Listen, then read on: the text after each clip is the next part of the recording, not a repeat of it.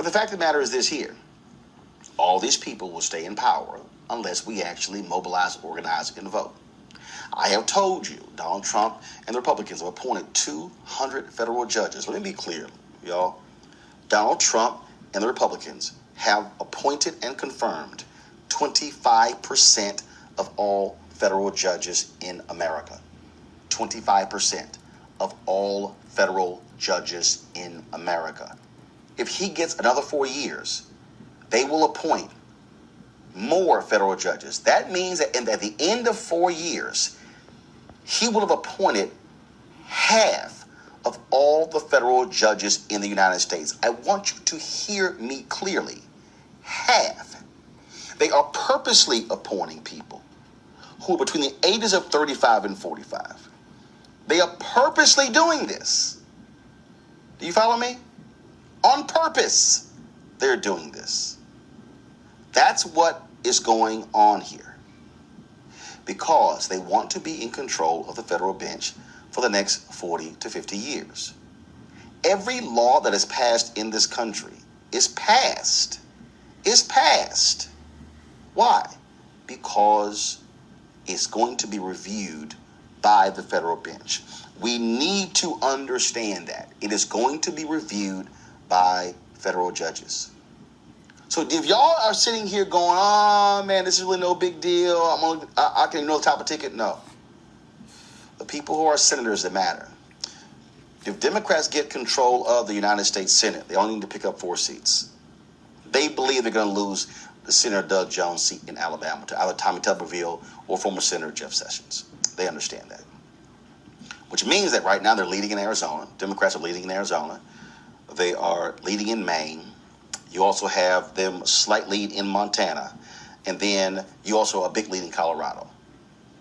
Big lead in Arizona, big lead in Colorado. And then, of course, what you have in Maine. That means you pick up one, you control the Senate. That means that you will see more black progressive federal judges. That means you will see more Latina progressive judges. That means you're going to see federal judges who actually care about civil rights, who actually care about environmental rights. Don't lose this. White conservative evangelicals are scared to death right now because they absolutely want to control the federal bench, and that's what's going on. I need all of us paying attention. I need people sitting at home right now. I don't give a damn if you don't like Joe Biden. What I guarantee you is this here, and I said it 4 years ago. And as simple as this here. Judges Hillary Clinton would have appointed look totally different than judges that Trump has appointed. Judges that Biden will appoint will look totally different than Donald Trump.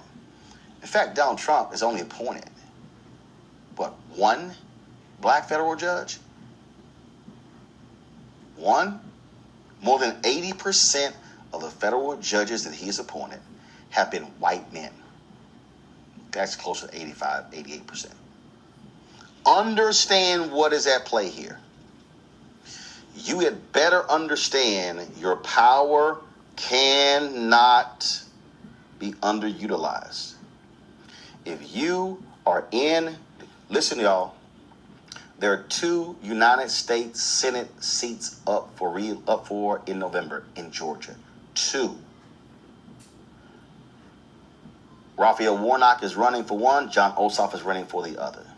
On the Democratic side, you got Kelly Loeffler facing Doug Collins in the runoff, and then you got Sonny Perdue. Tom Tillis is facing Cunningham in North Carolina. Black folks can make the difference for that seat in North Carolina, can make the difference for those in Georgia. July 14th, you got the runoff in Texas on the Democratic side to face, of course, the sitting United States Senator there, John Cornyn. Black folks can make the difference. Black votes can make the difference in Martha McSally versus Mark Kelly in Arizona. Folks, I need us to understand, and for all the people, let me be real clear. I am not making a Democratic versus a Republican argument. I have never self-identified as either one.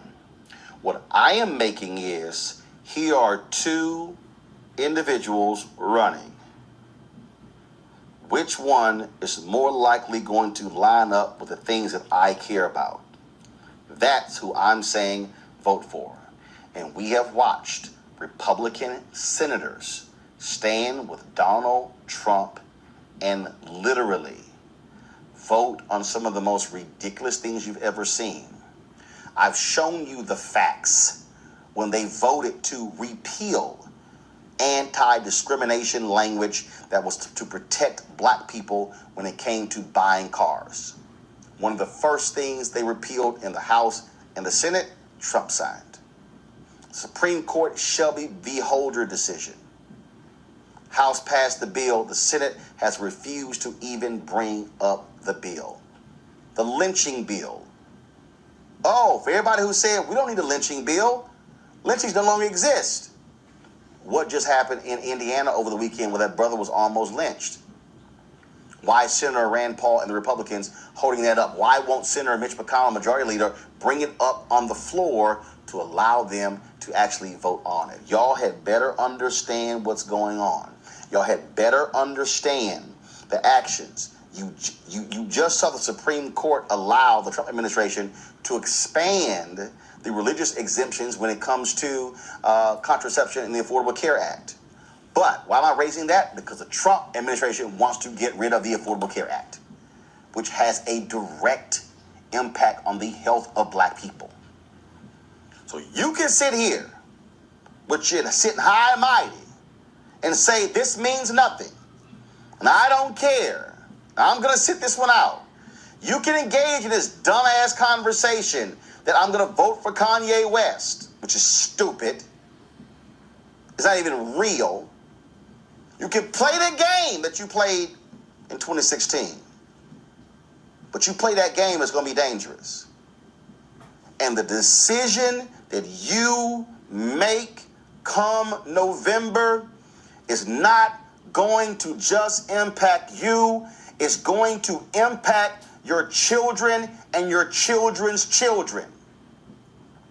Let me say it again for my final point. Let me be clear.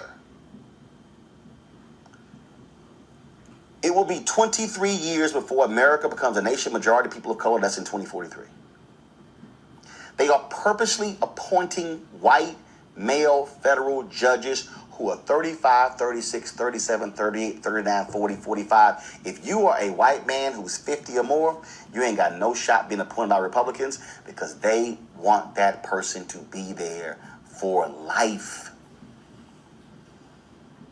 Which means that if you don't vote in November and you have a child, let's say in 2021, that means that when your child becomes 22,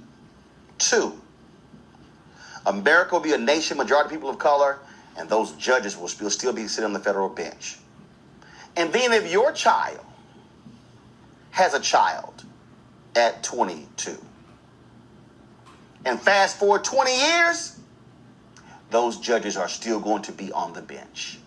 So yes, your vote in November has a direct impact on what happens to your children's children.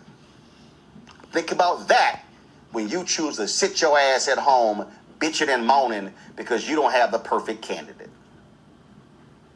I'm going to go to my panel on that point. Julian, that's